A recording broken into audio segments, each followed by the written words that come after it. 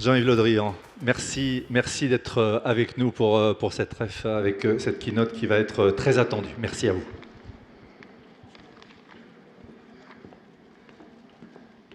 Merci, bonjour à tous et à toutes. Chers amis,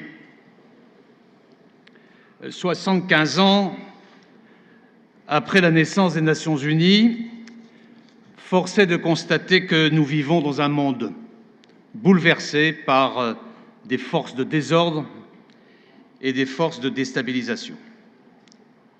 Je pense au comportement de certaines puissances, à la brutalisation de la vie internationale, et à son corollaire, la remise en cause du système multilatéral qui souffre aujourd'hui d'une triple maladie chronique. D'une part, la tentation du retrait unilatéral qui fragilise nos institutions communes. D'autre part, mais ce ne sont pas les mêmes, la méthode du blocage systématique qui affecte la capacité d'action de la communauté internationale, avec parfois des conséquences dramatiques, notamment la capacité d'inertie totale sur le dossier syrien. Et puis, par ailleurs, les tentatives manifestes d'instrumentalisation qui sacrifient l'intérêt collectif à des intérêts exclusivement nationaux. Je pense aussi aux crises sécuritaires, politiques, humanitaires, qui ne cessent de prospérer, de se nourrir de ces ferments de dérégulation et de paralysie collective. Et mesdames et messieurs, difficile d'en douter après le mois d'août que nous venons de passer, et il n'est pas fini, avec ce qui s'est passé en Méditerranée orientale, avec la crise malienne, avec la crise libanaise, avec les menées américaines au Conseil de sécurité, pour liquider ce qui reste encore de l'accord nucléaire avec l'Iran. Je pense à l'exacerbation des tensions commerciales, qui est un frein considérable pour la croissance mondiale, et je pourrais continuer la liste pour décrire ce que Thomas Gomard a appelé l'affolement du monde, que rien ne paraît vouloir aujourd'hui arrêter. Si bien qu'on entend aujourd'hui refleurir des expressions qu'on croyait vouées aux livres d'histoire, comme celle de guerre froide. Et sans préjuger de leur pertinence, il faut admettre qu'elles disent quelque chose de notre époque, quelque chose de ces lignes de faille, de ces inquiétudes. Et en revanche, des idées qui semblaient naguère promises à un bel avenir semblent aujourd'hui en déphasage complet avec la réalité. Si dans les années 90, on a beaucoup parlé de la fin de l'histoire, nous nous retrouvons aujourd'hui plutôt confrontés à la menace d'un retour de l'histoire et dans ce qu'elle peut avoir de plus tragique. On a souvent aussi évoqué dans le passé l'idée d'une mondialisation heureuse. Force est de reconnaître qu'elle fait à présent figure de rêverie un peu naïve, tant les inégalités, mais aussi les confrontations semblent avoir prospéré sur la planète.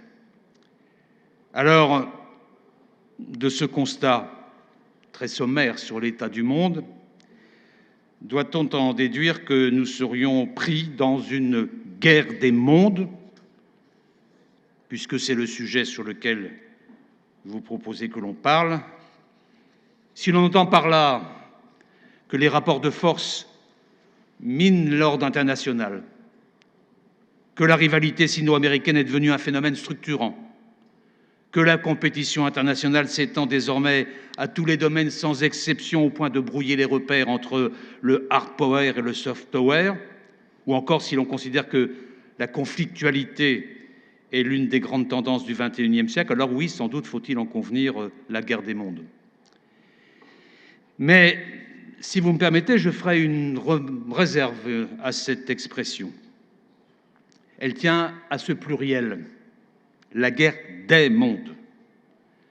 Comme si, en dépit de nos intérêts divergents, de nos modèles concurrents, nous ne partagions pas un seul et même monde, un monde commun, un monde que, nous le voulions ou non, fait de défis partagés que nous ne pourrons relever que collectivement.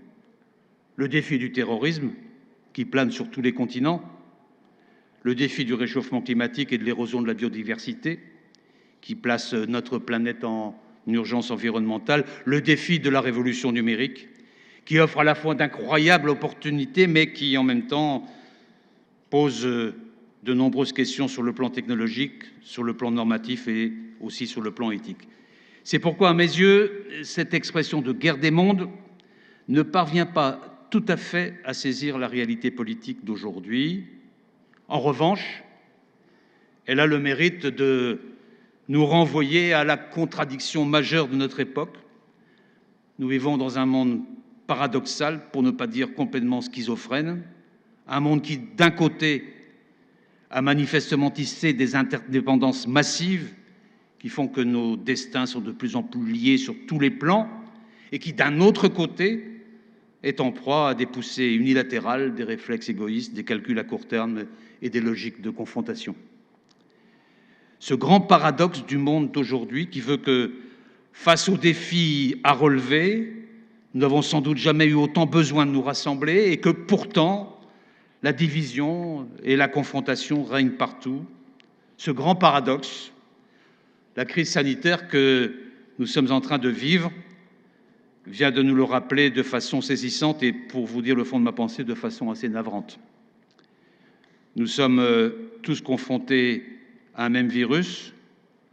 Nous savons tous que seuls des efforts coordonnés nous permettront d'en venir à bout, car il suffit d'une partie, fût-elle infime, de l'humanité, qu'une partie infime de l'humanité reste contaminée pour que nous restions tous en péril. Et pourtant, malgré cette évidence qui s'installe un peu plus chaque jour et qui souligne que la solidarité, si elle est d'abord un acte de générosité, est aussi un élément d'efficacité collective, pourtant, malgré tout cela, au cours des derniers mois, on a vu certains acteurs jouer cavalier seul, se tourner vers les faux remèdes du protectionnisme, voire donner dans la surenchère pour tenter de pousser leur avantage à la faveur des circonstances et vanter à cette occasion les mérites de leur modèle.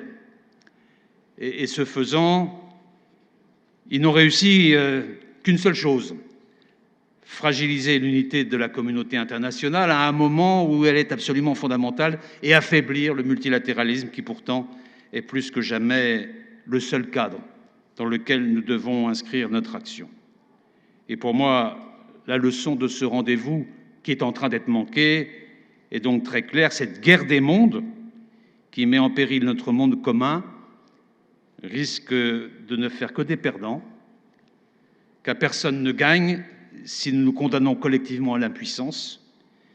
Personne ne gagne si nous sommes tous, au bout du compte, rattrapés par les défis dont nous n'aurons pas su prendre ensemble la mesure.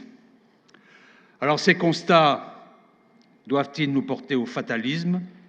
Je ne le crois pas, et je préfère, moi aussi, comme d'ailleurs Michel Barnier tout à l'heure, opposer à cette situation un peu sombre l'optimisme de la volonté. Car pour nous, Français, pour nous, Européens, ces constats doivent au contraire être l'occasion d'un double sursaut. Un sursaut de souveraineté et un sursaut de responsabilité. Notre responsabilité, le temps est venu de les assumer pleinement en proposant une troisième voie européenne, mais ouverte à nos partenaires du monde entier, une troisième voie pour échapper aux alternatives stériles qui nous ont trop longtemps paralysés et montrer que la perspective d'un monde régi par ce qui serait un duopole sino-américain n'a rien d'inéluctable. Une troisième voie qui ne soit ni le renoncement à l'action collective, ni l'acceptation du statu quo. C'est le sens des initiatives que nous avons impulsées pour tirer les enseignements de la crise pandémique et renforcer l'Organisation mondiale de la santé, qui, si elle n'est pas parfaite, demeure indispensable, car dans ce domaine, c'est tout simplement la seule organisation universelle qui soit. Et plutôt que de lui tourner le dos, comme le font certains, il faut chercher à l'améliorer. Et c'est la raison pour laquelle nous avons souhaité qu'elle puisse se doter d'instruments nouveaux pour gagner en rapidité et en efficacité que nous allons agir ensemble pour pouvoir aboutir à ce résultat. C'est aussi le sens de nos efforts pour réformer l'Organisation mondiale du commerce, qui n'a pas réussi à adapter son cadre de régulation à ce stade, au bouleversement du commerce mondial de ces 20 dernières années, notamment à la montée en puissance de la Chine. Et l'OMC se trouve aujourd'hui dans une impasse, et pour en sortir, nous avons 3 mots d'ordre, 3 engagements d'action. Nous devons nous doter d'outils renforcés pour lutter contre les pratiques déloyales et pouvoir ainsi contenir les tensions qui en découlent.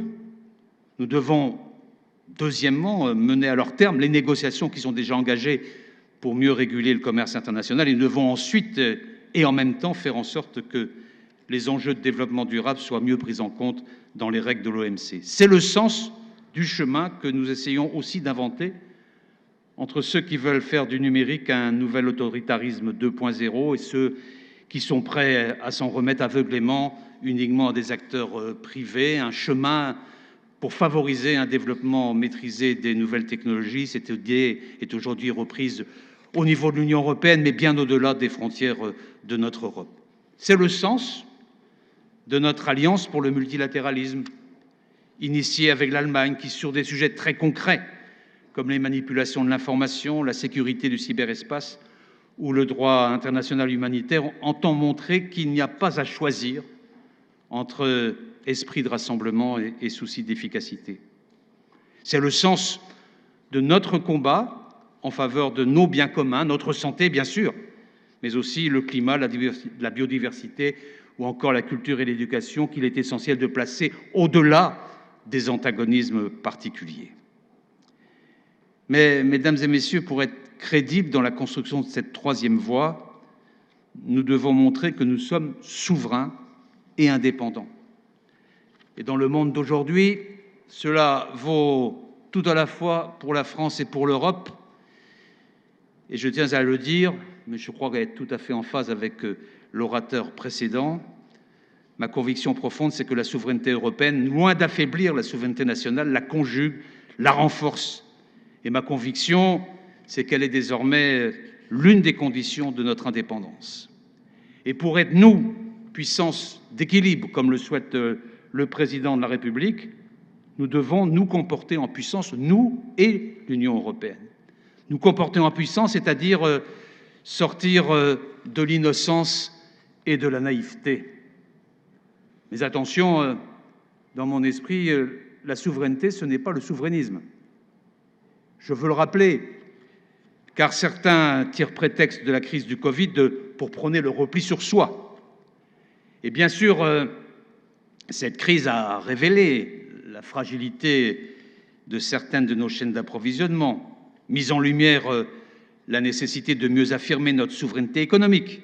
Et nous devons réfléchir ensemble à la relocalisation en Europe de la production de certains de nos actifs stratégiques, sur lesquels nous ne pouvons rester tout simplement dépendants du reste du monde. Je pense en particulier à l'ensemble des biens de santé, mais pas uniquement.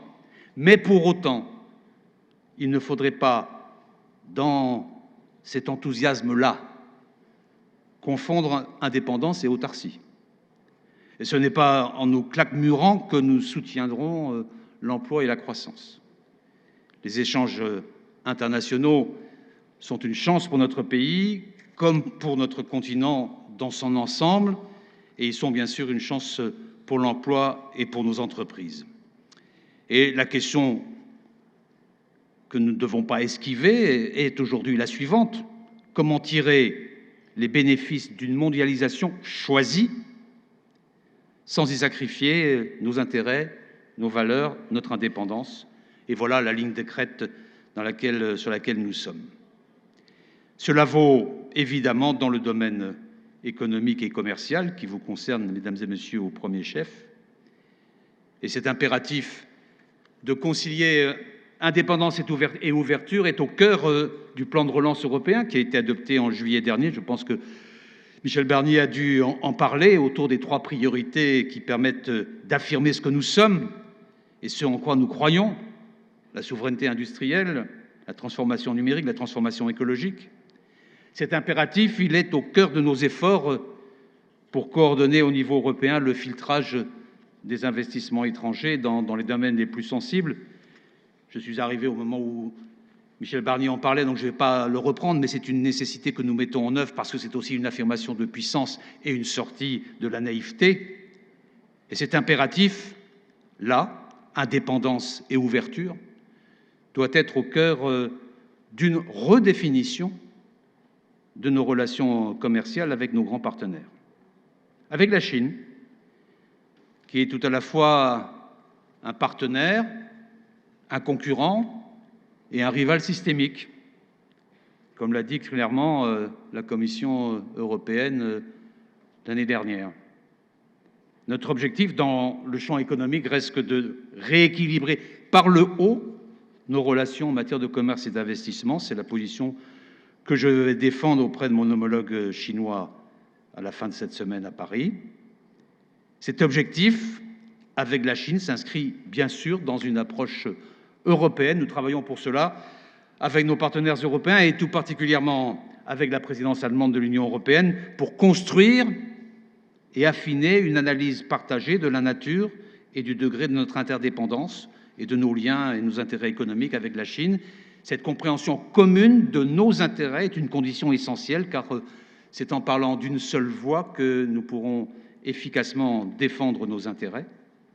En tout cas, c'est l'enjeu des négociations actuelles en vue d'un accord entre l'Union européenne et la Chine sur l'investissement dans un contexte de transfert forcé de technologies et de concurrence inéquitable avec les entreprises publiques chinoises. Il s'agit donc d'obtenir de la Chine une ouverture réciproque de son marché et l'encadrement de nombreuses pratiques restrictives qui y perdurent.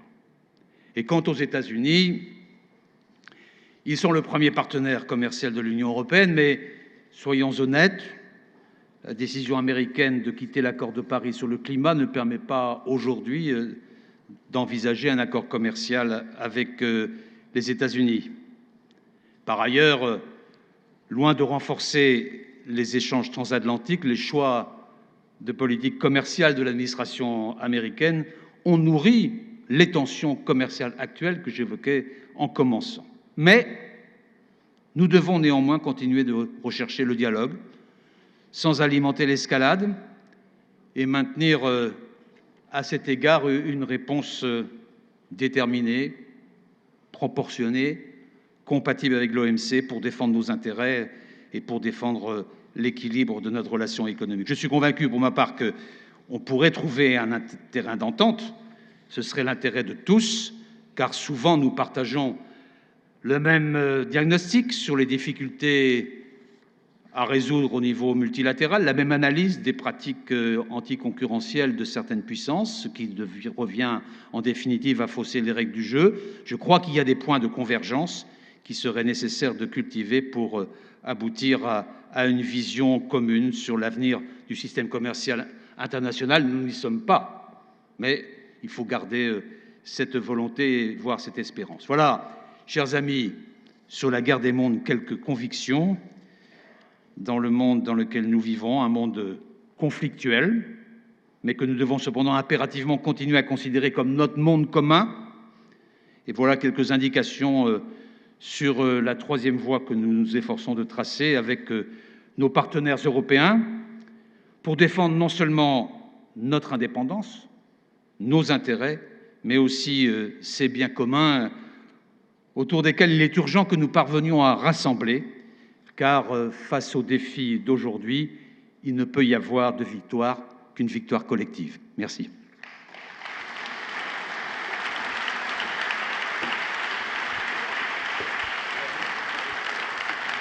Jean-Yves Le Drian, mesdames et messieurs, merci beaucoup d'avoir été avec nous. Merci infiniment. Alors, on va poursuivre, et c'est vrai que l'intervention de Jean-Yves Le Drian a été une bonne introduction par rapport à tous ces sujets que nous allons aborder maintenant avec mon ami Fabienne Lissac. Une keynote de Jean-Yves Le Drian qui, merci Monsieur le Ministre de rester avec nous et d'être attentif à ce qui va suivre. Et je sais que votre emploi du temps est chargé, et malgré tout, vous restez avec nous, nous l'apprécions évidemment. Vous pouvez l'applaudir encore une fois. Et c'est vrai que de nombreuses personnalités, et en particulier de la République française, sont avec nous et présentes cette année à l'AREF. Jean Castex, le Premier ministre, Bruno Le Maire, Michel Barnier, entre autres, et d'autres personnalités, évidemment. On va donc continuer. Je vais vous rappeler que si vous voulez partager, et Dieu sait que vous êtes nombreux à le faire déjà, on a le hashtag l'AREF20. Vous pouvez échanger, partager sur les réseaux sociaux, sur Facebook, sur LinkedIn. Un petit coup de chapeau à toutes les équipes techniques de Hopscotch, le monde de l'événementiel qui souffre beaucoup et qui, grâce à l'AREF, a trouvé un événement à sa juste mesure. On peut applaudir Hopscotch et remercier le président Aude Bézieux et toutes les équipes du MEDEF qui, je le rappelle, ont tenu, dans le respect des gestes barrières, de la distanciation et des mesures sanitaires qui s'imposent, à maintenir ce rendez-vous, cette REF 2020. Le plateau est OK, me dit Sandrine dans l'oreillette, tout va bien. Merci d'accueillir Fabienne Lissac, que vous retrouvez sur Bloomberg TV ou encore i24 News. Merci Fabienne. On va t'ouvrir ton micro. Voilà. Et merci de meubler le temps que les conditions sanitaires soient absolument respectées sur le plateau. Alors, l'air est irénique, vous l'avez constaté, à Longchamp, l'ambiance est excellente. Et pourtant, la guerre fait rage. On l'a entendu en écoutant le ministre des Affaires étrangères. En effet, la crise sanitaire a accentué les rivalités, notamment entre les États-Unis et la Chine. Elle a redonné tout son lustre à la notion de souveraineté et a laissé apparaître les égoïsmes nationaux. La crise du Covid sonne-t-elle le glas du multilatéralisme? Les ambitions de la Chine vont-elles se heurter à l'hostilité d'un monde occidental qui a des tentations de repli? Eh bien, ce sont quelques-unes des questions que nous allons aborder avec nos invités, aux côtés de M. Jean-Pierre Raffarin, ancien Premier ministre, que j'invite à me rejoindre.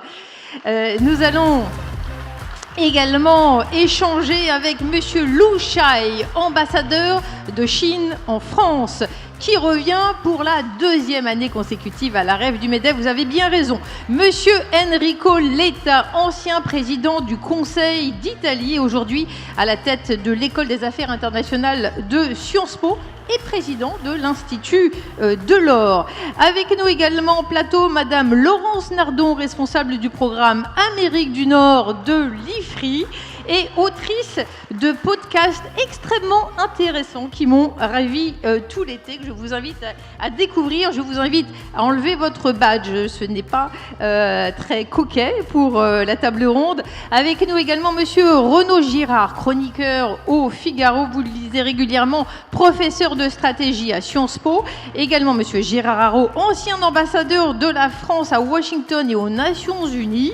Bienvenue avec nous à tous. Et pour finir, Monsieur Édouard Tétrault, économiste et conseiller de dirigeants. Je vous invite à enlever le masque temporairement pour que nous puissions échanger plus facilement. Alors, Monsieur Jean-Pierre Raffarin, vous êtes en charge d'une mission auprès du ministre des Affaires étrangères pour soutenir les entreprises françaises à se développer en France.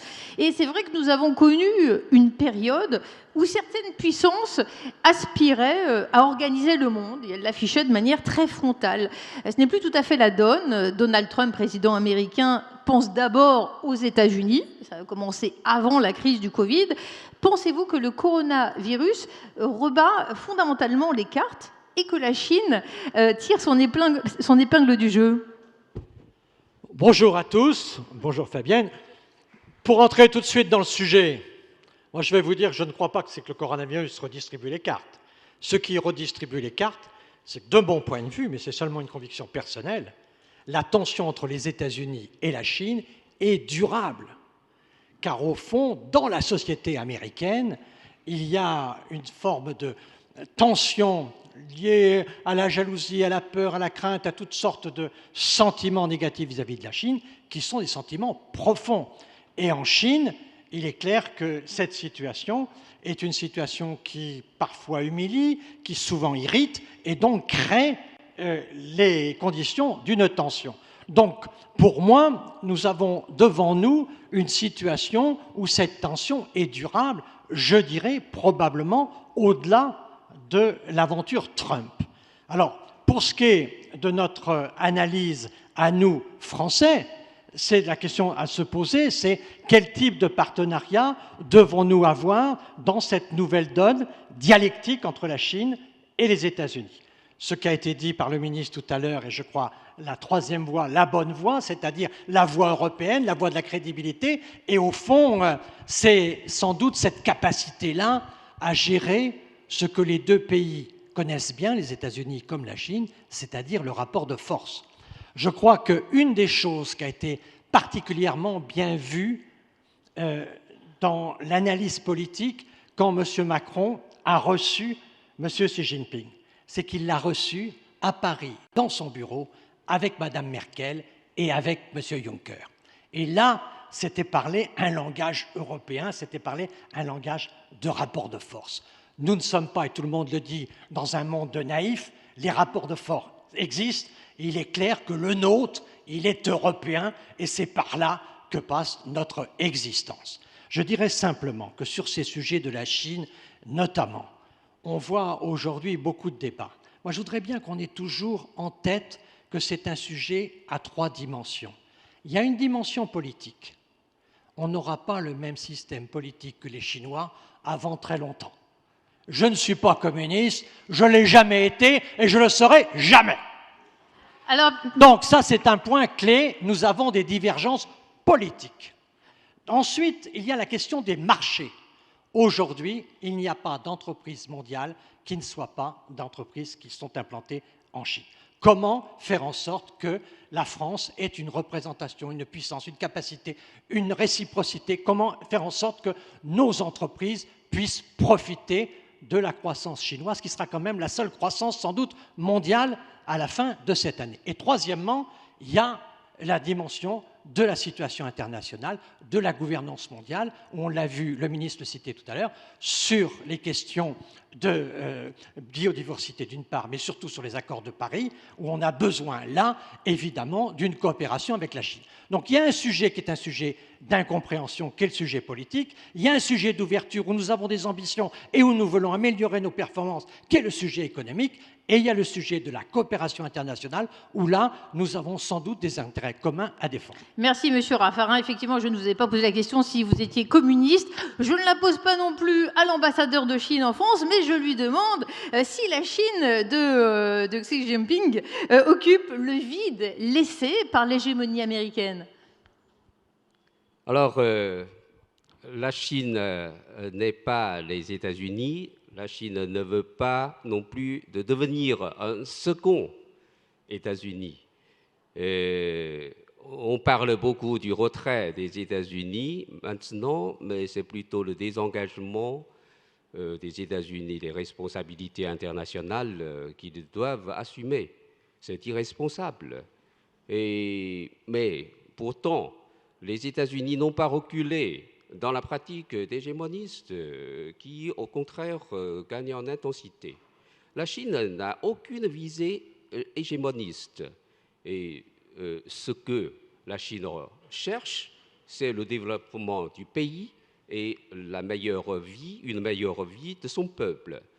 Si on parle de l'avance de la Chine, c'est qu'elle veut aujourd'hui, en tant qu'un pays plus développé qu'auparavant, assumer plus de responsabilités internationales et contribuer plus à l'humanité. Et le développement de la Chine est une opportunité au lieu d'une menace pour les autres pays. Comme le dit M. Raffarin tout à l'heure, le grand marché chinois d'1,4 milliard de consommateurs est ouvert au monde entier et il contribuera à la reprise économique mondiale de l'après-Covid-19.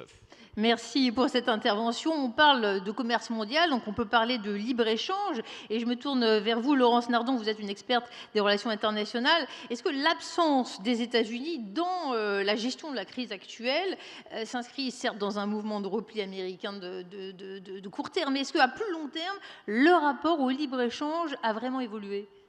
Oui, je crois que aux États-Unis, il y a commandé par les classes moyennes qui ont été lassées du discours très positif sur le libre-échange parce qu'elles ont compris que tout le monde n'y gagnait pas et elles-mêmes, au premier chef, je parle des classes moyennes peu diplômées aux États-Unis, avaient souffert de trop de libre-échange et elles se sont vengées en quelque sorte en votant Trump. Elles ont compris qu'elles n'en voulaient plus et je pense que c'est de longue durée, ce retournement, parce que bon, on a bien compris que Trump était opposé au libre-échange, mais imaginons que Joe Biden soit élu en novembre prochain, ce qui au jour d'aujourd'hui reste tout à fait possible. On ne va pas conclure là-dessus aujourd'hui, c'est beaucoup trop tôt. Mais si jamais il est élu, il a dit lui-même il n'y aura pas de retour en arrière sur les questions de commerce. Et donc, les États-Unis sont durablement engagés dans une tentative de régulation, d'encadrement des pratiques libre-échangistes auxquelles nous avons tous souscrit depuis les années 80. Gérard Haraud, vous avez occupé des fonctions aussi bien à Washington qu'aux Nations Unies, et certains n'hésitent pas à dire que nous sommes à l'aube d'une nouvelle guerre froide. Le ministre des Affaires étrangères a employé ce mot il y a un instant. Celle-ci n'oppose plus les États-Unis à l'Union soviétique, mais à la Chine, semble-t-il. Et alors que d'habitude, c'était établi pour les Européens après la Deuxième Guerre mondiale, l'idée de faire corps avec Washington face à Moscou, ils sont, semble-t-il, beaucoup moins enthousiastes à l'idée de s'aligner sur l'administration Trump dans son conflit ouvert avec Pékin, non? Bon, d'abord, nous vivons finalement une situation assez traditionnelle.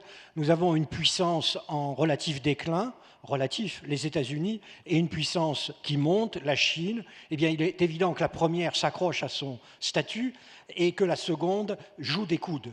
Et c'est toujours une période extrêmement dangereuse en relations internationales, en géopolitique, parce que, évidemment, l'une et l'autre peuvent faire de mauvais calculs.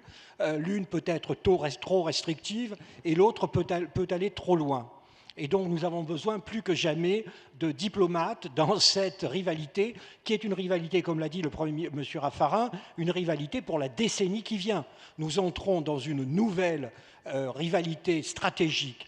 Certains ont dit guerre froide, ça n'a pas beaucoup de sens dans la mesure où les économies américaines et chinoises sont profondément liées, alors ce n'était pas du tout le cas entre l'Union soviétique et entre les États-Unis. Comme l'a dit M. Raffarin également, Trump ou Biden, en ce qui concerne la rivalité stratégique chinoise, c'est une différence de méthode. Alors la méthode a son importance, naturellement, mais ne nous faisons pas d'illusions, si Biden est élu, il continuera, et je dirais même que d'une certaine manière, il professionnalisera par rapport à l'amateurisme trumpien, il professionnalisera la rivalité entre la Chine et les États-Unis.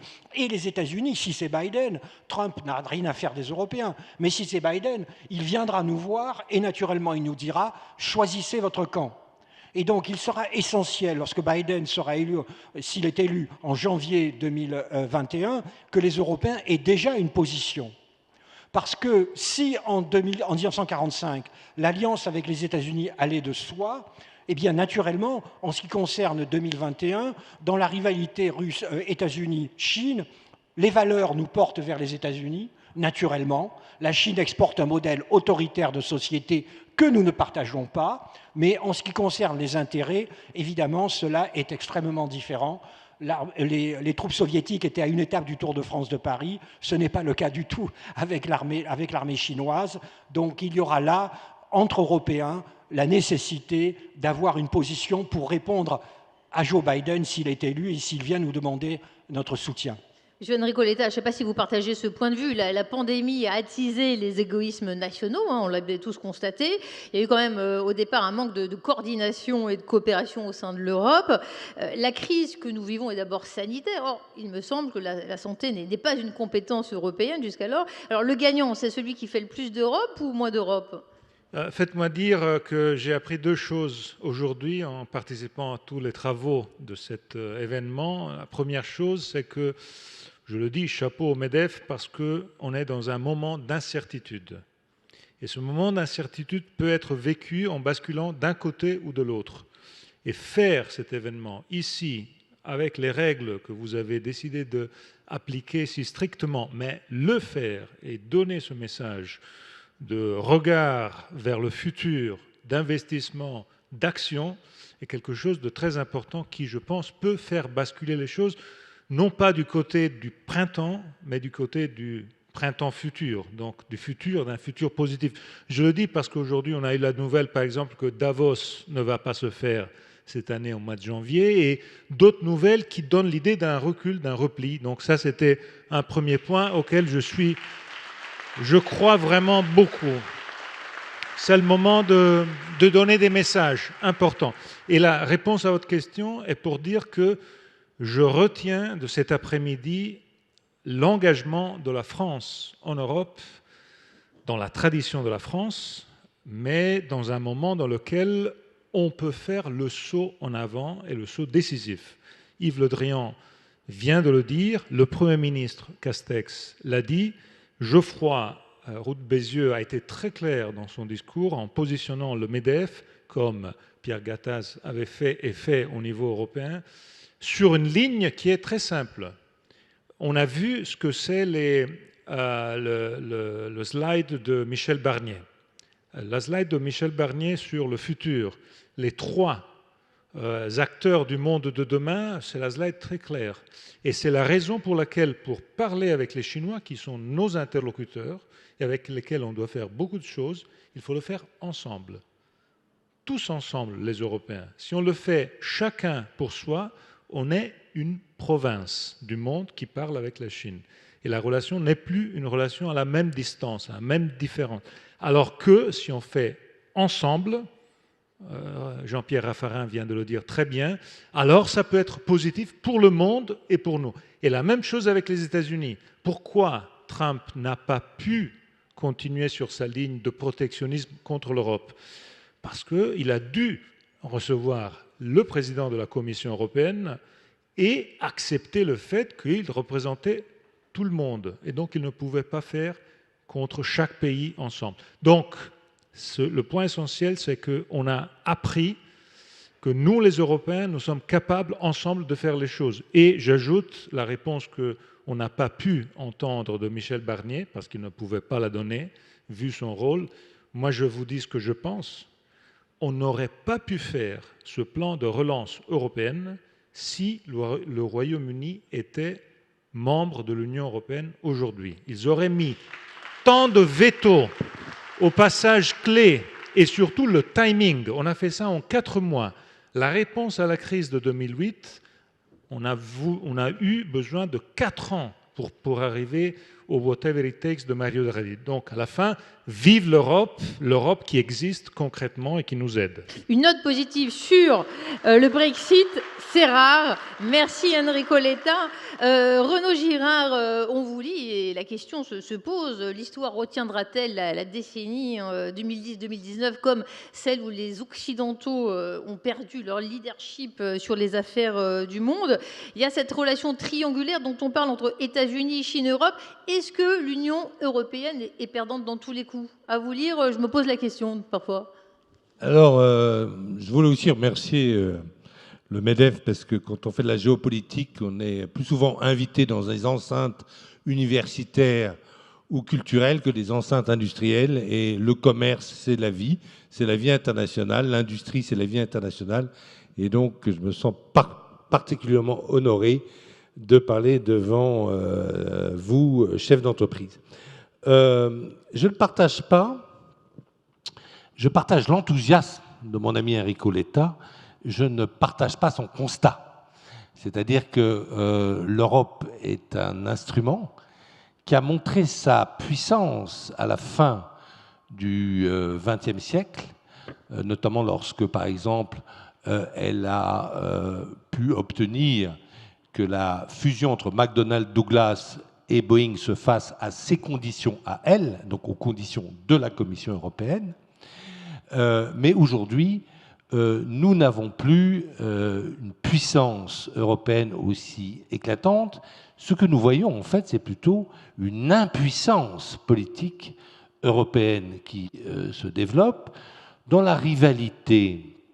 On le voit notamment sur les affaires de partition technologique du monde, de Huawei, dans la rivalité stratégique entre l'Amérique et la Chine, pour le moment, je vois que l'Europe est une variable d'ajustement, où l'Allemagne essaye avant tout pour le moment encore, de préserver ses positions commerciales avec la Chine, puisqu'effectivement, c'est un des rares pays européens très excédentaire. Sur la Méditerranée, on en a parlé, sur la Méditerranée, l'Europe a montré une incroyable impuissance politique. Il y a eu cette guerre de Libye, lancée par deux puissances européennes, la France et l'Angleterre, alors que l'Italie, plus sage, avait conseillé de ne pas y aller en 2011, ainsi que certains pays africains comme le Niger. Et aujourd'hui, nous avons un désastre absolu, mais un désastre qui ne concerne pas que la Libye, qui s'étend, n'est-ce pas, à tout le Sahel. Or, la France a beaucoup d'alliés dans le Sahel. Et nous n'arrivons pas à gérer en fait cette affaire. Et la première guerre de Libye a provoqué une deuxième guerre que nous cessions de gagner au Sahel, mais nous sommes un peu seuls, nous Français, et nous ne sommes pas en train de la gagner. Autre exemple d'impuissance politique incroyable de cette décennie, c'est l'accord avec l'Iran. Les puissances européennes, je veux parler de l'Angleterre, de l'Allemagne, de la France, ont participé très longuement à la négociation de l'accord nucléaire avec l'Iran du 14 juillet 2015.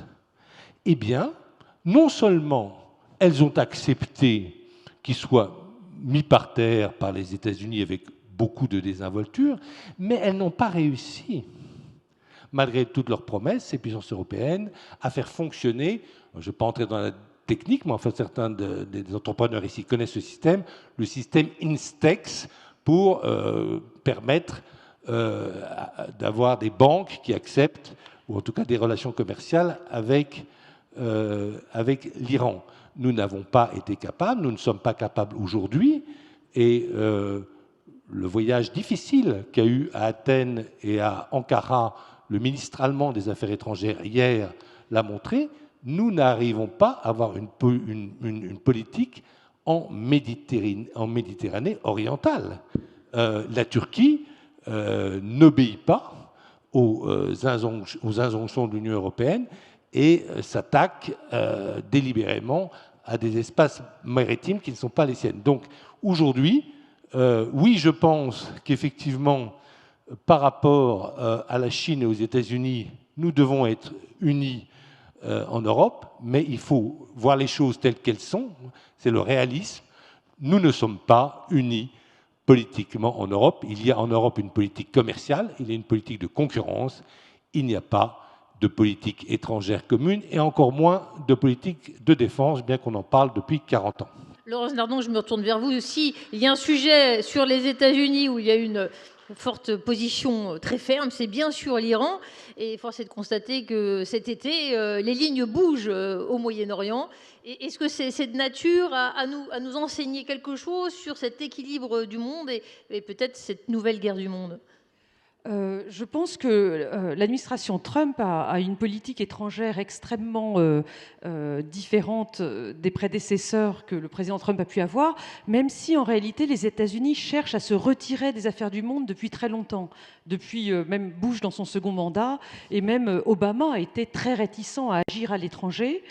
Il est certain que Trump est sur la même ligne, mais x10, parce que sa méthode est beaucoup plus brutale. Il est également beaucoup plus proche d'Israël et de l'Arabie saoudite, une sorte de couple infernal, de trio infernal, et très opposé à l'Iran. Ce qui s'est passé cet été sera sans doute... alors, c'est plus compliqué. Est-ce que Biden reviendra sur les avancées pro-israéliennes qu'a faites le président Trump ? Je ne crois pas. Notamment, Biden a dit que s'il était élu, il ne retransférerait pas l'ambassade américaine qui est aujourd'hui à Jérusalem, il ne la remettrait pas à Tel Aviv parce que le président Biden est très proche de la communauté, des intérêts sionistes aux États-Unis qui ne sont pas seulement... Je ne sais pas ce que c'est les intérêts sionistes. Là, on parlait des États-Unis, oui. Europe, monde. Et pardonnez-moi, merci pour cette intervention, mais je crois que novembre, c'est encore très très loin. Et l'hypothèse du succès de Biden, si elle doit être examinée, je trouve que vous êtes très allants les uns les autres. C'est intéressant. Je me tourne vers vous, monsieur l'ambassadeur. Le coronavirus, puisqu'on est sur cette trêve après-Covid, le coronavirus aurait germé dans un marché chinois de Wuhan. Les masques, les blouses exportés pour se protéger contre ce virus ont été produits dans un premier temps en Chine.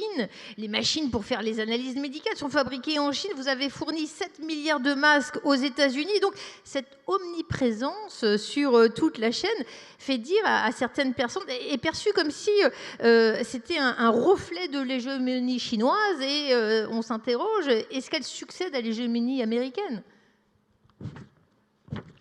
Alors, la Chine a été le premier pays à subir l'épidémie, à la vaincre et à redémarrer l'économie. De ce point de vue, la Chine a réussi. Mais on peut dire même que la Chine a fait un examen à livre fermé et a obtenu une bonne note. Cela a démontré, bien sûr, des atouts du système et gouvernance chinoise, mais nous n'avons aucune intention de rabaisser les systèmes et les gouvernances d'autres pays. Depuis toujours, la Chine est d'avis que les différents pays ont les réalités nationales qui leur sont propres et qu'il n'y a pas de supériorité entre les différents systèmes sociétaux, de mode de gouvernance, de culture. Et la seule question qui se pose est de savoir qui convient le mieux à soi-même. Oui, bien sûr, dans l'épidémie, après avoir vaincu le virus, la Chine a aidé les autres pays à fournir des matériels médicaux, mais c'est pour remplir notre obligation internationale. Et bien sûr, la Chine a beaucoup raconté au monde ce que nous avons fait, mais ce n'est pas pour exporter notre système politique, ça n'a rien à voir avec l'expansionnisme.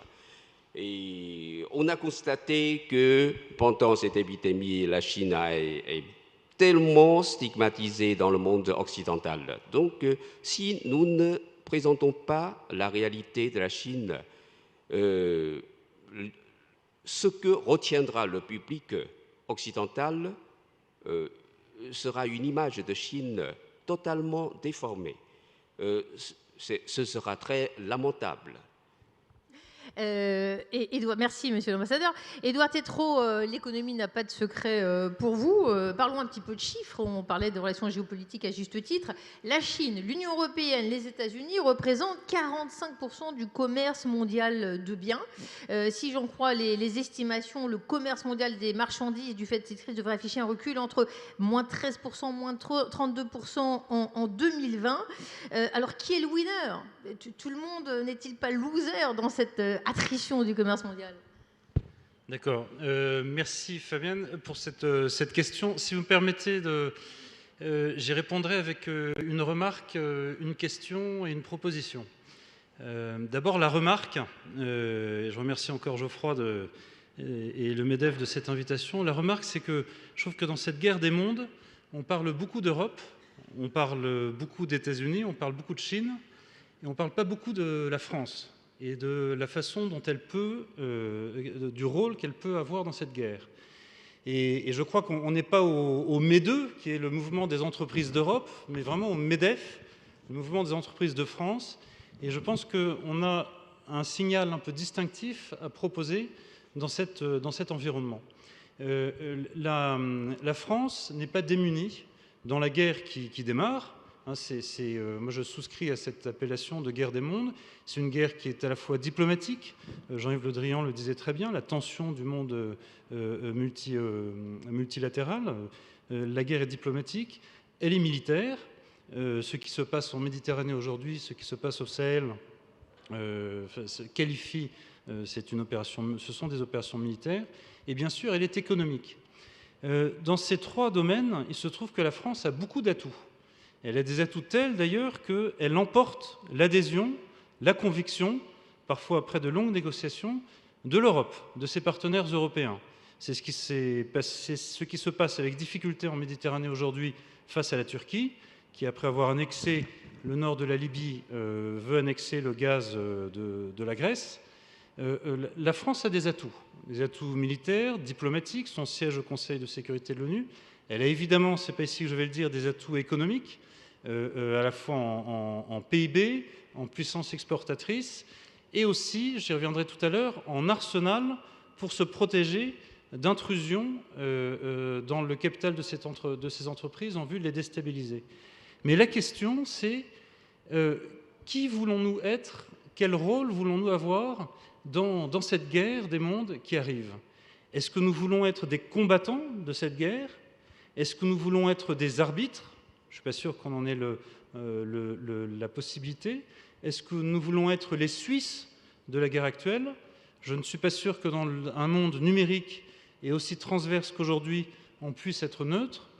Ou est-ce qu'au fond de nous, je dis nous Français, nous dirigeants d'entreprises françaises, nous personnalités politiques françaises, est-ce qu'au fond de nous, on n'a pas la tentation d'attraper le statut qui apparaît aujourd'hui comme le plus enviable de la société française, qui est le statut de victime?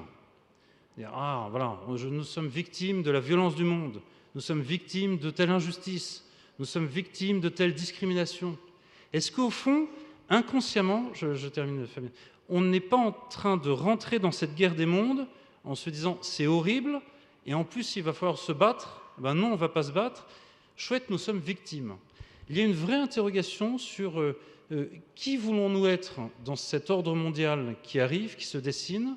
Et au fond, c'est très intéressant cette question parce que l'image, ce que nous voulons être vis-à-vis des autres, ça dit aussi de qui est-ce que nous voulons être ensemble. Alors, moi, peut-être qu'on aura quelques minutes pour en parler tout à l'heure. Il se trouve qu'il existe un outil. Alors, il faut puiser profond dans l'histoire de France, un outil qui, en fait, est consubstantiel à notre histoire, un outil assez extraordinaire de gestion des crises, de gestion majeure des crises majeures. Dès que vous avez... et nous sommes dans des crises majeures, des crises internationales, des crises... On parlait de souveraineté, des crises même de légitimité du pouvoir politique, des crises les entrepreneurs qui sont ici le savent, des crises de légitimité de l'impôt. Il y a un outil qui est incroyable, qui est... Gros teasing, mais on veut savoir, Édouard, dites-nous. Voilà. En fait, ce sont les États généraux. Les derniers... Alors, quand on dit les États généraux, on frémit en France parce qu'on se dit 1789.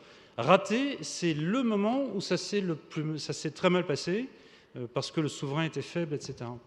Mais si on prend le dernier moment où, alors que non seulement il y avait la guerre, non seulement à nos portes, mais dans le pays, et où nous étions envahis, le dernier moment où les Français se sont rassemblés pour essayer de dire, bon ben voilà, comment est-ce qu'on va réécrire notre contrat social?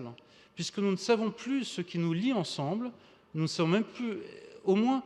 Si nous savons pourquoi nous combattons ensemble, alors peut-être il se créera une identité, une dynamique.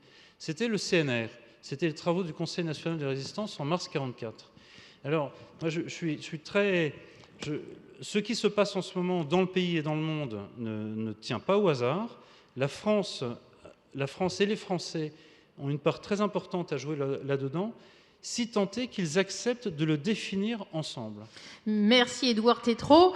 Moi je trouve que la rêve du MEDEF, ça ressemble déjà, c'est un petit goût d'états généraux parce que les dossiers sont sur la table. Gérard Haraud, Édouard Tatraud, vous voulez qu'on parle de France sur le marché français, bientôt l'attribution des fréquences de la 5G. Et on parle de géopolitique, mais on parle effectivement d'enjeux économiques maintenant également. Et on a vu que sur la 5G, les portes se sont fermées carrément en Grande-Bretagne, à moitié en France, par rapport au leader chinois. C'est vrai qu'il est très fort, Huawei. 56 millions de smartphones vendus au deuxième trimestre, premier mondial. S'interroge sur la montée en puissance de la Chine.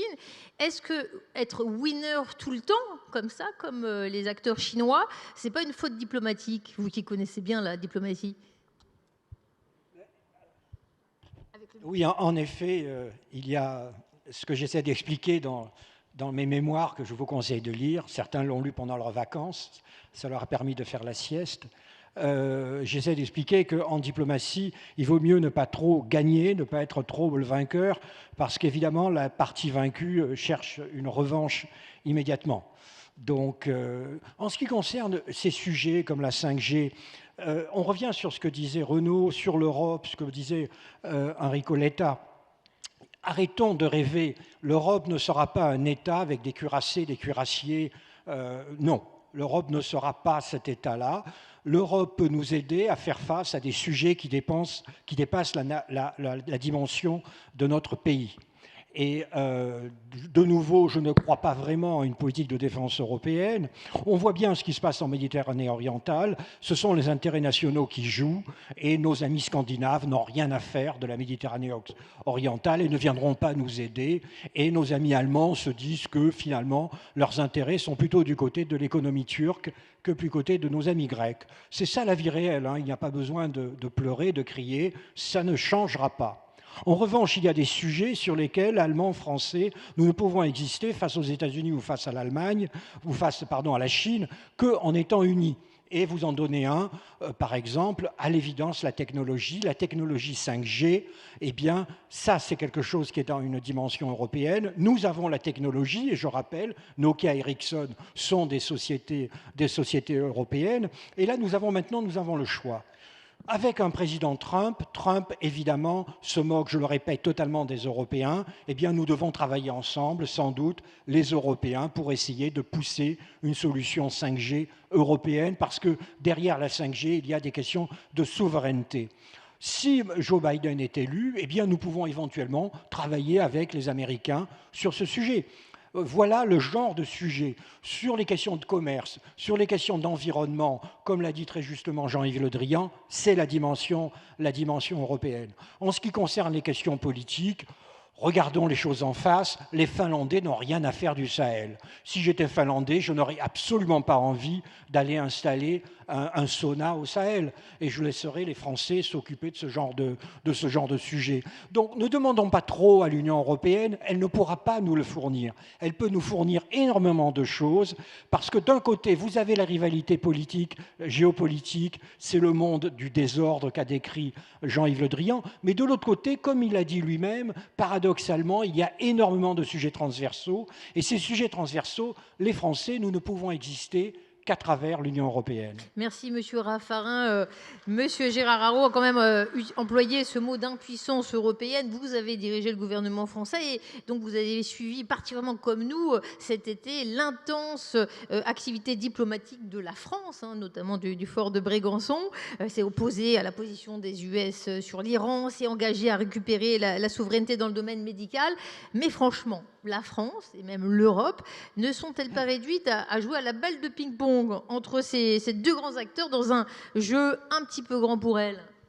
Ça, c'est le grand risque, que dans cette tension entre la Chine et les États-Unis, on soit au milieu et qu'on prenne des coups de raquette d'un côté, des coups de raquette de l'autre. Et donc, en effet, d'ailleurs, on peut se poser la question si avec Biden, ce ne sera pas d'une certaine manière un peu plus compliqué parce qu'on aura une pression américaine.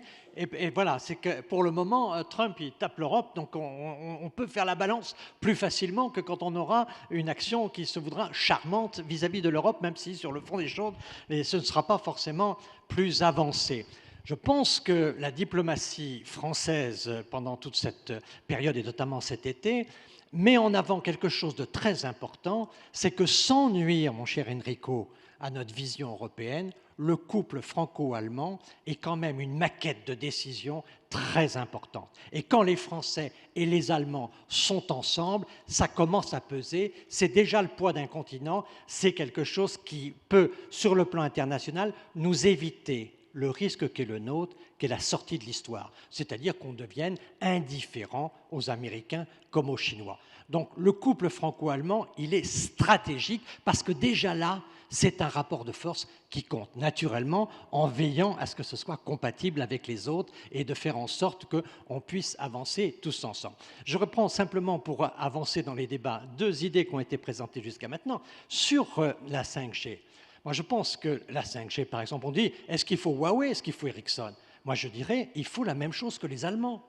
Parce que le grand danger pour nous, c'est qu'on choisisse quelque chose et que les Allemands choisissent l'autre chose. Et à ce moment-là, on n'aura pas de poids ni vis-à-vis de Huawei, ni vis-à-vis d'Ericsson. Et donc, je pense vraiment que concrètement, sur des grands choix stratégiques, il faut que Français et Allemands se mettent d'accord pour peser ensemble. Et donc ça, c'est une première balle que je reprends de Gérard Haraud. Et Monsieur Tétrault, je voudrais dire, à propos du Conseil national de la résistance, il y a quelque chose qu'on pourrait peut-être faire en France, c'est faire quelque chose qui est de cette nature-là pour définir ce qu'est notre souveraineté. Parce que je vois que, naturellement, on nous dit qu'il faut reconquérir notre souveraineté et reproduire en France. N'oublions quand même pas que si un certain nombre d'entreprises ont quitté la France, c'est que le modèle économique ne leur permettait pas de produire avec les résultats attendus en France. Et donc, c'est quand même un certain nombre de choses qu'il faut... C'est pas parce qu'on décidera de faire revenir, si le niveau des charges sociales est incompatible avec un modèle économique français, on n'aura pas d'espoir. En revanche, on voit bien qu'il va falloir faire donc un effort pour pouvoir relocaliser, un effort pour pouvoir produire. Mais qu'est-ce que nous voulons produire? Est-ce que c'est le paracétamol? Est-ce que c'est l'acier parce qu'on veut faire des voitures et des avions? Comment est-ce qu'on... Là, il y a un choix stratégique. Et ce qui est tragique en France aujourd'hui, c'est qu'on a détruit tous les outils de moyen et de long terme. On n'a plus de data, on n'a plus de plan. Peut-être que François Bayrou va nous sauver. Bon. Ayez confiance. Bon.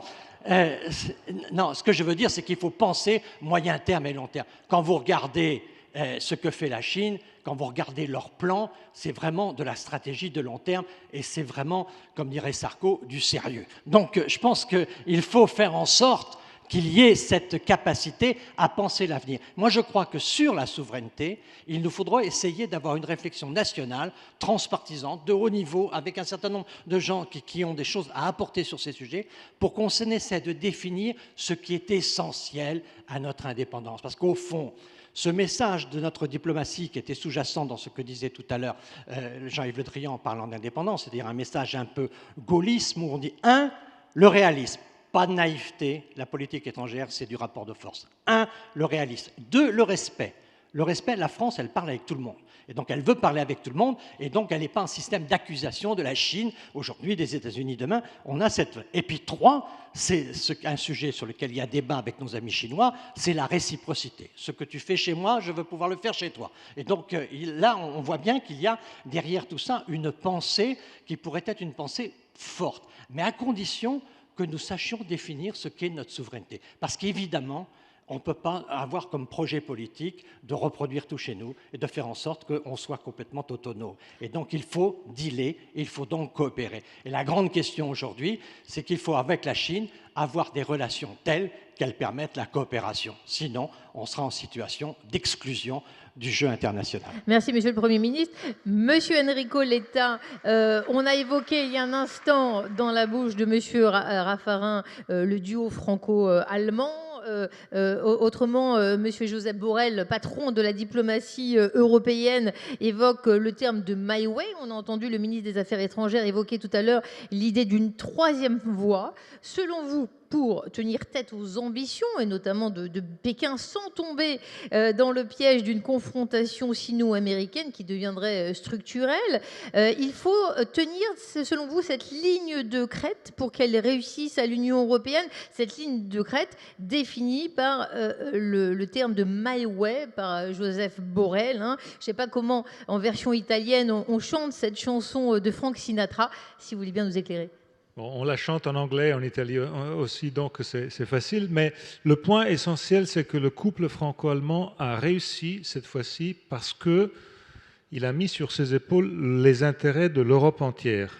Et donc le couple franco-allemand gagne quand il fait les intérêts, non pas seulement domestiques de la France et de l'Allemagne, mais de toute l'Europe. Et donc c'était, si je peux dire par exemple une chose que je demanderais au couple franco-allemand aujourd'hui, est de faire le pas en avant et de dire, par exemple, sur les impôts, les Britanniques sont sortis de l'Europe, ils avaient toujours mis le veto pour la harmonisation des impôts au niveau européen, et donc on se trouve cette chose incroyable, on a la même monnaie et on a 3 paradis fiscaux en Europe qui rendent impossible de faire le travail fiscal bien fait dans des pays comme la France ou l'Italie. Alors, une proposition concrète est celle de dire maintenant, les Britanniques sont sortis et c'est fini aussi avec une politique de dumping fiscal au niveau européen. Et quant à ce choix de My Way, moi je le raconterai comme ça. Là, c'est vraiment dans les mains de la France. Parce que le Royaume-Uni qui sort, la France est le seul pays européen aujourd'hui qui a son rôle mondial, le siège au Conseil de sécurité des Nations Unies, l'arme nucléaire. Donc il est clair que la France doit décider comment elle veut que son leadership sur la sécurité devienne de plus en plus un leadership européen. Je sais que c'est un créneau complexe, mais c'est le créneau essentiel. Et je le dis à mes amis français, faites attention parce que Merkel, dans les derniers 4 mois, est devenue leader européen parce que les gens, au dehors de l'Allemagne, ont perçu qu'elle avait fait un choix non seulement pour l'Allemagne, mais pour tout le reste d'Europe. Elle avait mis au partage de tous la force de l'économie allemande.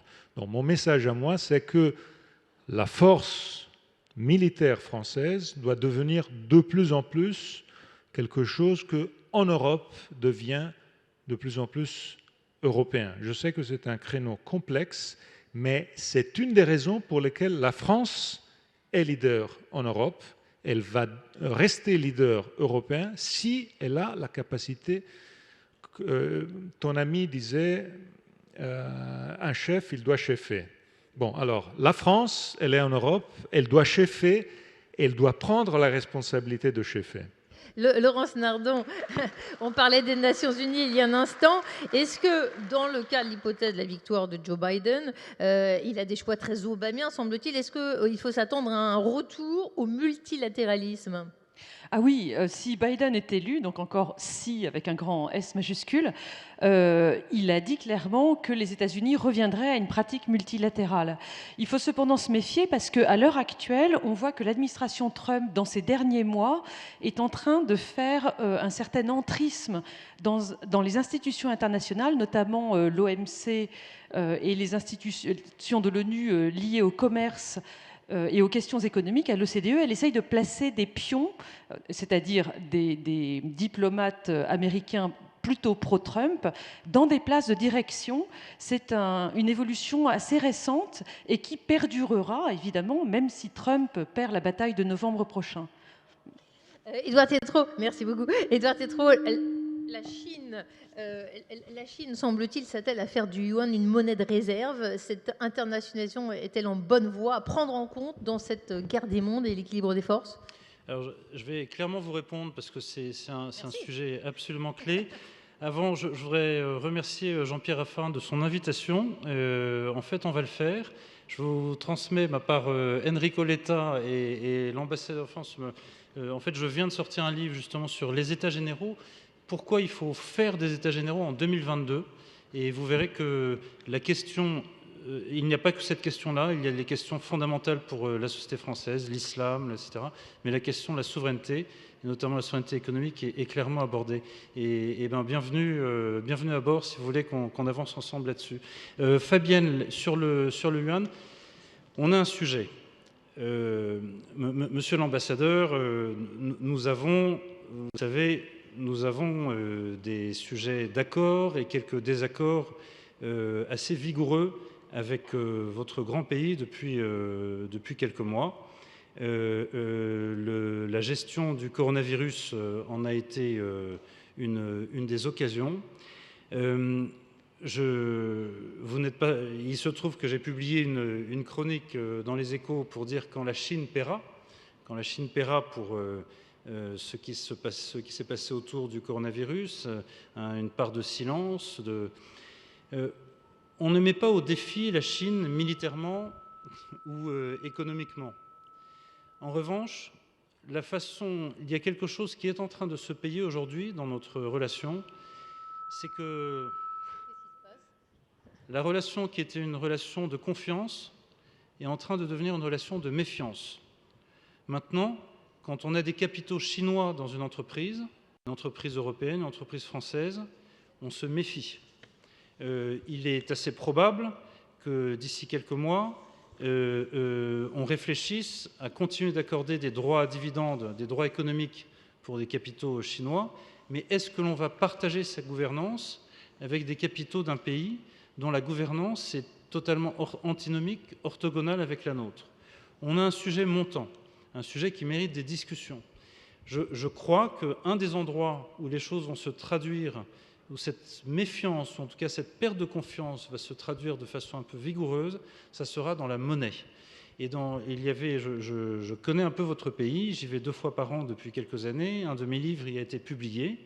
Je mesure votre puissance, votre force, je sais à quel point votre marché l'est un peu moins aujourd'hui, mais a été important pour les entreprises françaises. Mais la convertibilité du yuan, l'idée que demain on achètera du yuan parce que nous faisons confiance à ce qu'il véhicule comme information, comme pratique derrière, il va y avoir un sujet. Merci. Monsieur l'ambassadeur, souhaitez-vous répondre puisque vous êtes interpellé par Édouard Tétrault? Alors, on parle beaucoup des relations entre la Chine et les États-Unis, entre la Chine et l'Europe, et même entre l'Europe et les États-Unis. C'est plutôt une configuration triangulaire. Donc, on peut constater que ce sont les 3 acteurs majeurs dans les relations internationales actuelles. C'est très important. En ce qui concerne les États-Unis, la politique de la Chine, c'est que nous entendons toujours construire avec les États-Unis dans l'esprit de non-conflit, non-confrontation, de respect mutuel et de coopération gagnant-gagnant, une relation sur la base de coordination, de coopération et de stabilité. Mais cela ne dépend que de nous, cela dépend aussi des États-Unis. Et pour l'Europe, la politique de la Chine reste constant, c'est que nous considérons toujours l'Europe comme notre partenaire stratégique global et depuis l'établissement des relations diplomatiques entre la Chine et l'UE, la coopération reste toujours l'aspect dominant et les convergences sont beaucoup plus nombreuses que les divergences entre nous. Et la Chine soutient sans ambiguïté une Europe unie, indépendante, prospère et intégrée.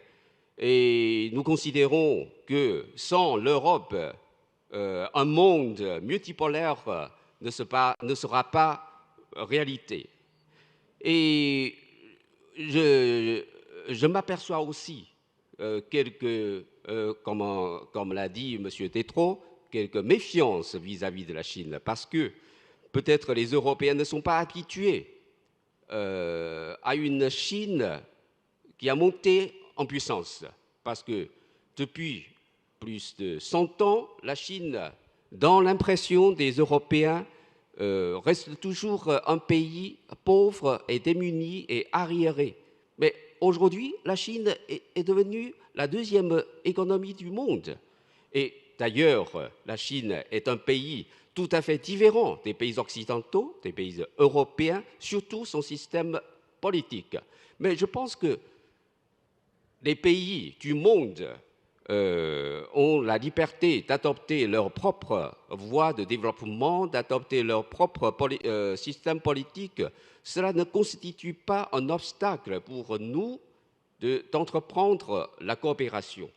Et tout à l'heure, je vous ai dit que la Chine n'a aucune intention, n'a aucune visée hégémoniste.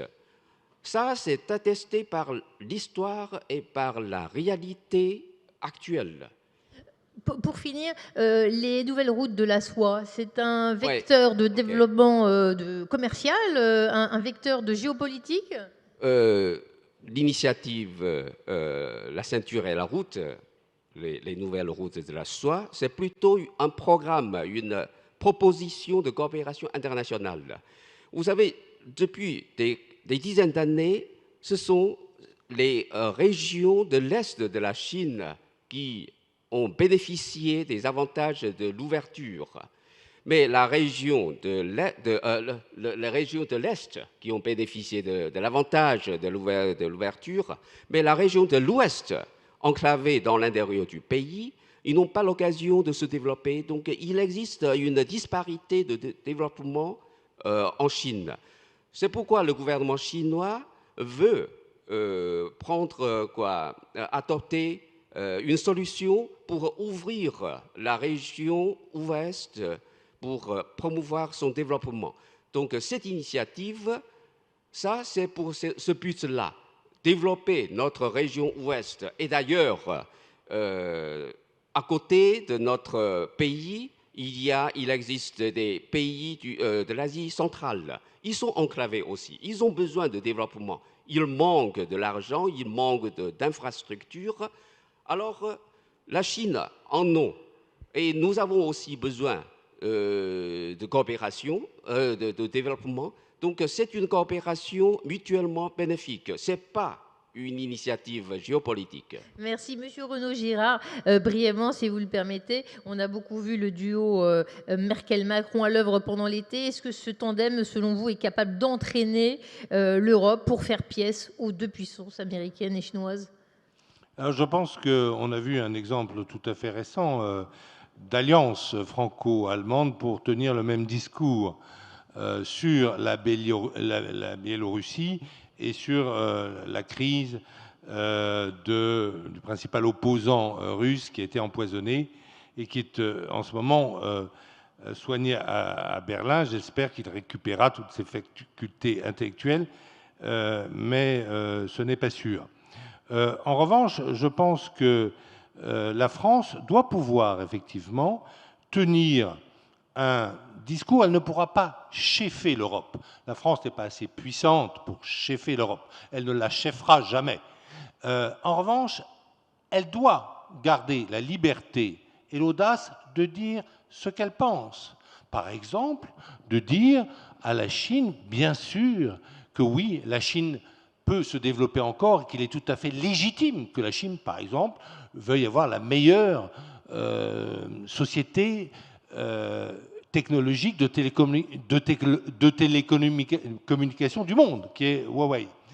Et que sa route de la soie, effectivement, est aussi une démarche tout à fait légitime. En revanche, la France doit pouvoir dire toute seule, peut-être avec l'Allemagne, mais peut-être même toute seule, de dire poliment à la Chine, comme je parle également poliment aux États-Unis, de lui dire que, par exemple, il y a des règles internationales et qu'elles doivent être respectées. Par exemple, lorsqu'il y a un tribunal international de La Haye, et que quand le tribunal international de La Haye prend des décisions sur les répartitions des espaces maritimes en mer de Chine méridionale, nous aimerions que la Chine respecte ce tribunal international de La Haye qui remonte au début du XIXe siècle.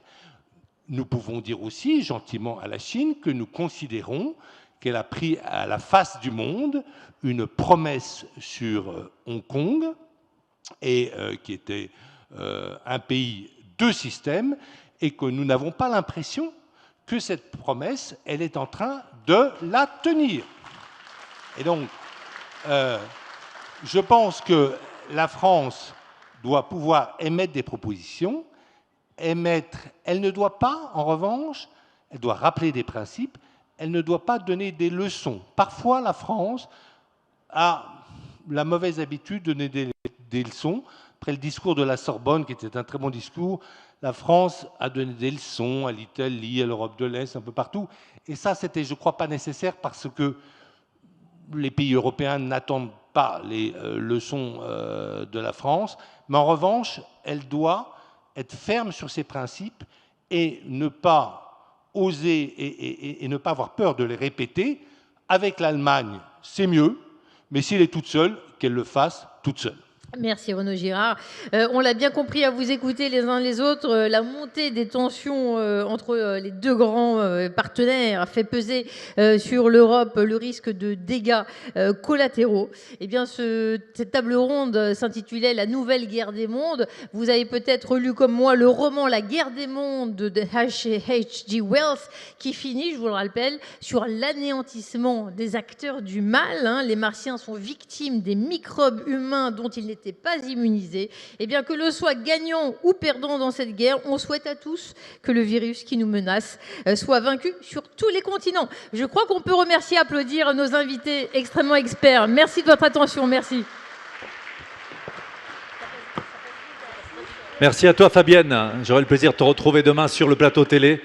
Madame, messieurs, merci infiniment d'avoir été avec nous cet après-midi. Je vais vous remercier, vous aussi, qui nous avez fait l'amitié de partager ces moments d'exception pour cette première journée de la REF 2020. On remet ça demain, évidemment, avec à partir de 9h, Olivier Véran qui sera là, le ministre de la Santé et Solidarité, et tous les grands experts de cette crise que nous vivons. Et puis maintenant, cocktail, si vous le souhaitez, et dîner. Merci encore de partager avec nous cette REF 2020. Merci, au revoir.